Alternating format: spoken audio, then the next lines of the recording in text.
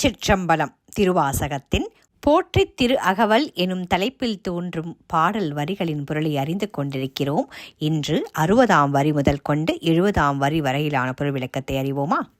தழல் அது கண்ட மெழுகது போல தொழுதுள்ளம் உருகி அழுதுடல் கம்பித்து ஆடியும் அலறியும் பாடியும் பரவியும் கோடிரும் பேதையும் கொண்டது விடாதெனும் படியே ஆகி நல் இடையற அன்பின் பசுமரத்தாணி அறைந்தாற் போல கசிவது பெருகி கடலென மருகி அகம் குழைந்த அனுகூலமாய்மை விதிர்த்து சகம்பே என்று தம்மை சிரிப்ப நானது ஒழிந்து நாடவர் பழித்துரை பூனதுவாக கோணுதல் இன்றி என்று தொடர்கின்றது இவ்வரிகள்.